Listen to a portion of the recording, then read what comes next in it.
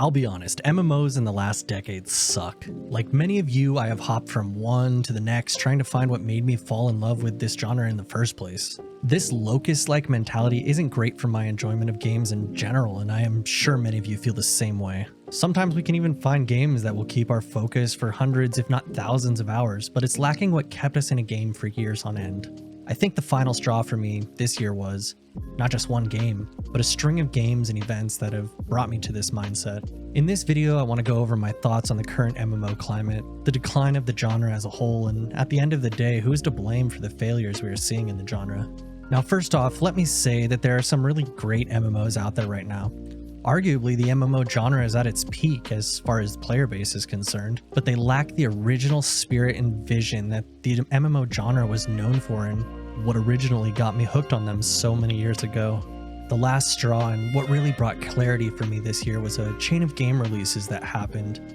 In a way, sort of opened my eyes to a lot of the problems and gave me words behind what were seemingly untangible issues with modern MMOs. As many of you know who follow me on my Twitch channel, I started playing Lost Ark during the 3-day head start. I was having a great time with friends, jumping on Discord, theory crafting our builds, and pushing content. We got to endgame and started playing the roulette, time-locked, gear-gated content. This honestly kept my interest for quite some time. I was logging in daily to do the repeatable content, while also going out into the world and exploring the islands and every aspect of the game. It was fun, for the time being. This quickly just turned into what felt like a job though, and I put my tier 3 characters into maintenance mode, just logging in to do the daily content and logging right out. This quickly, and I say quickly as in maybe 2 to 3 days, turned into me not logging into the game at all. My main issues I found in Lost Ark was that the game in general was gated so heavily behind a time-gated gear grind, an uninspired linear world, and a huge lack of community-driven systems and content. I never felt like I was playing with other people, and while sometimes I would see them in the town hubs,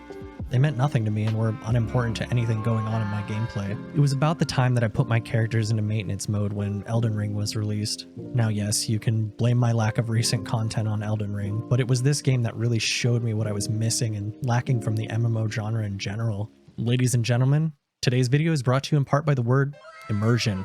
A video game is truly immersive when a player is completely wrapped up in the virtual experience in front of them. The easiest way to achieve a strong level of immersion is to make the game world as believable as possible in every conceivable way.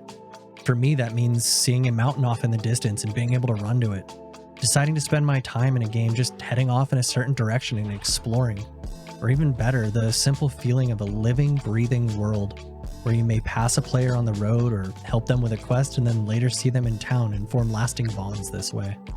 Sometimes even decade-long friendships. You just don't have these experiences anymore in MMOs. Whether it's technical limitations or lazy linear game design, it's just inexcusable.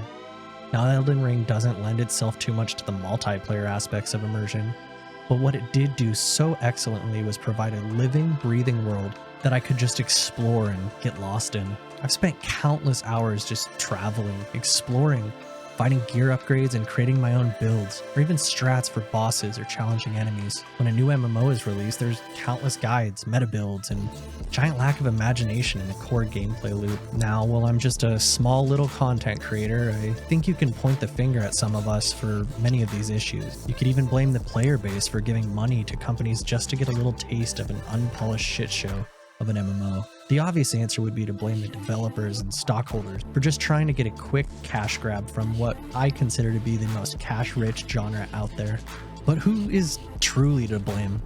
I don't think one singular person or group of people is really to blame here. It's a bit of an all-of-the-above type situation. We are far too competitive as a community in 2022, and we're just not willing to play these games without 7 tabs open, guides, and builds at hand.